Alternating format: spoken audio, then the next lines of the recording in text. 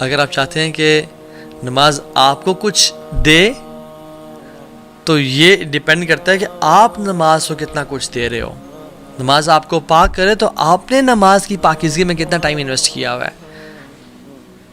قرآن کہتا ہے ان الصلاۃ تنہی عن الفحشاء والمنکر ولذکر اللہ اکبر. نماز تو فحاشی کی اور گناہوں سے روکتی ہے. بٹ میرے سے کوئی سوال کر سکتا ہے کہ تو ہاں بھائی میں تو پچھلے 20 سال سے نماز پڑھ رہا ہوں, میں تو گناہوں سے نہیں رکا. تو دیکھیں it is one of two options, یا تو قرآن جھوٹ بول رہا ہے والعیاذ باللہ, یا پھر میں آئی کین ٹرسٹ یو, یا پھر آپ کی نماز نہیں ہے. قرآن تو سچ بول رہا ہے, اللہ کا کلام سچا ہے, پھر آپ کی جو نماز ہے وہ شاید نماز کہنے کے قابل نہیں ہے. جس انٹینسٹی کے ساتھ ہم پڑھ رہے ہیں, جتنی فریکوینسی کے ساتھ ہم پڑھ رہے ہیں, جس طرح سے ٹکرے مار رہے ہیں, خشوع کی طرح, اٹینشن کی طرح, رکوع اور سجدے کیسے ہیں, کیا وہ نماز واقعی میں نماز ہے؟ شاید فرض تو ادا ہو رہا ہو, بٹ کیا وہ اللہ سے ملاقات کی وائب اور فیلنگ دے رہی ہے؟ حذیفہ بن یمان کے سامنے ایک شخص آیا, اس نے نماز پڑھی اور آپ بیٹھے ہوئے تھے مسجد میں. انہوں نے کہا کہ تم کب سے ایسے نماز پڑھ رہے ہو؟ تو انہوں نے کہا پچھلے 40 سال سے. تو انہوں نے کہا اگر تم 40 سال سے نماز پڑھ رہے ہو تو پھر جان لو تمہاری پچھلے 40 سال سے نماز نہیں ہوئی ہے بیٹا. اور پھر انہوں نے ایڈ کیا اور کہا کہ اگر تم اس سٹیٹ میں اسی طرح نماز پڑھتے پڑھتے اللہ تعالیٰ سے مل لو تو یو وڈ میٹ اللہ سبحانہ وتعالیٰ with any other religion not Islam. تم اسلام پہ نہیں اللہ سے ملاقات کرو گے, because you were so quick in your صلاۃ. آپ سجدہ اور رکوع پراپر نہیں کر رہے تھے, سجدے سے ابھی اٹھے ہی ہیں اور دوبارہ سجدے میں دڑل, بیٹھے ہی نہیں, ٹائم نہیں دیا. اللہ کے نبی صلی اللہ علیہ وسلم کے پاس ایک شخص آیا اور کہا السلام علیکم یا رسول اللہ. نماز پڑھ کے آیا تھا, تو آپ نے کہا کہ ارجع فصلی فإنک لم تصلی. وعلیکم السلام ورحمۃ اللہ, چلے جاؤ نماز پڑھو, تم نے نماز نہیں پڑھی. وہ دوبارہ نماز پڑھ کے آیا, کہا ارجع فصلی فإنک لم تصلی. تیسری دفعہ آیا, کہا دوبارہ چلے جاؤ کہ یا رسول اللہ سکھائیں مجھے کس طرح سے پڑھنی ہے. آپ نے سارا طریقہ بتایا, اور اس میں جو ایک پورشن تھا وہ یہ کہ رکوع جب سر اٹھاؤ تو تسلی سے کھڑے ہو اور پھر جاؤ سجدے میں. ہم لوگ کیسے بالکل سر اٹھا نہیں پورا, جوائنٹس اپنی پوزیشن پہ نہیں آئے, واپس دھڑل. رسول اللہ صلی اللہ علیہ وسلم فرمایا کہ سب سے بدترین چور وہ ہے جو نماز کا چور ہے. صحابہ نے کہا رسول اللہ وہ نماز کا چور کیسے؟ کہتے ہیں جو رکوع اور سجدے پراپر نہیں کرتا. سو اگر ہمیں نماز میں خشوع اور خضوع نہیں مل رہا, اگر ہمیں نماز گناہوں سے نہیں بچا رہی, تو who is to be blamed? We are to be blamed. We are to be blamed, کیونکہ جو پہلا کوشچن قیامت کے دن ہوگا ہر انسان سے, ان اول ما يحاسب به العبد يوم القيامة من عمله الصلاة فإن صلحت فقد أفلح وأنجح وإن فسدت فقد خاب وخسر. سب سے پہلا سوال جو انسان کے اعمال میں سے کیا جائے گا وہ نماز ہوگی. فإن صلحت فقد أفلح وأنجح, اگر وہ ٹھیک ہو گئی تو وہ کامیاب اور پار ہو گیا, نجات مل گئی اس کو. وإن فسدت فقد خاب وخسر, اور اگر نماز ٹھیک نہ ہوگی تو وہ برباد ہو گیا اور خسارے والا, لوزر ہو گیا. اور پھر کیا فرمایا, ثم يكون سائر عمله على ذلك, اور تمام اعمال پھر اس پہ ڈیپینڈنٹ ہوں گے. حج, اذکار, نفلیں, لوگوں کو کھانا کھلانا, صدقہ خیرات کرنا, وہ اس پہ ڈیپینڈنٹ ہے. اگر the rest of his deed will be judged the same way, اس کی نماز پہ ڈیپینڈ ہوگی اور اسی طرح سے اس کا حساب کیا جائے گا. If we miss salah, we are to be blamed. اور ہمارے, کیونکہ we are the creator of our habits.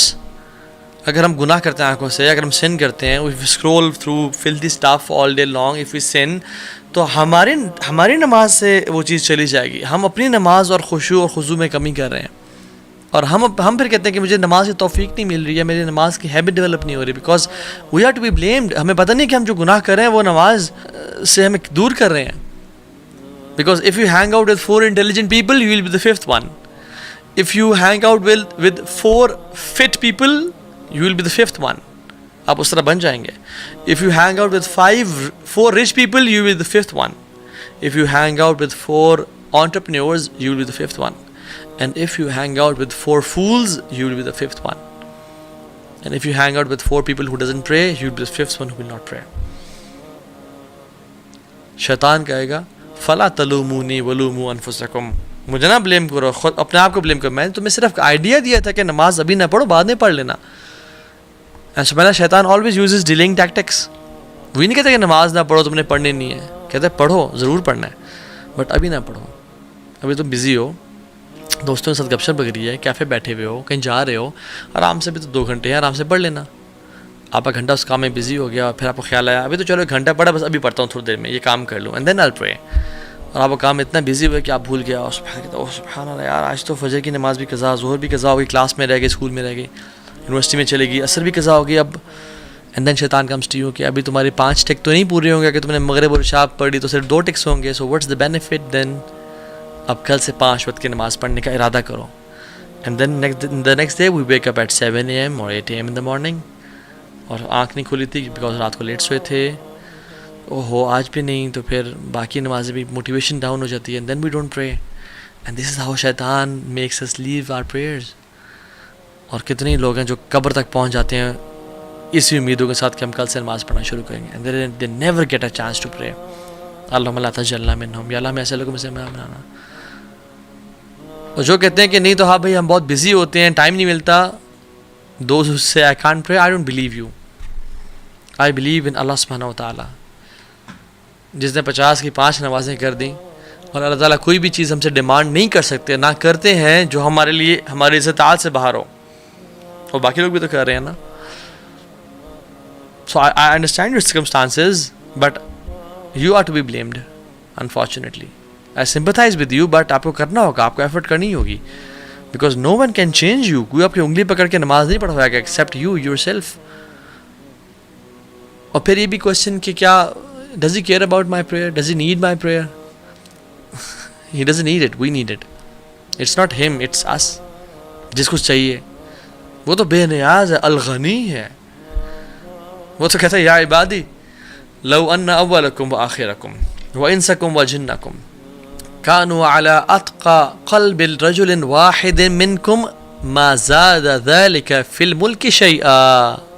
اے بندو، میرے بندو، تم میں سے پہلا اور آخری سارے مل جاؤ، پہلے سے لے کے آخری تک، اور انسان سے لے کے جنوں تک، سب کے سب سے بہترین قلب والے اور سب سے متقی بن جاؤ، اتنی میری عبادت کرو، میرے ملک میں اتنا بھی اضافہ نہیں ہوگا، شیئا، اتنا بھی اضافہ نہیں کر سکتے ہو، مجھے کوئی بینیفٹ نہیں ہے.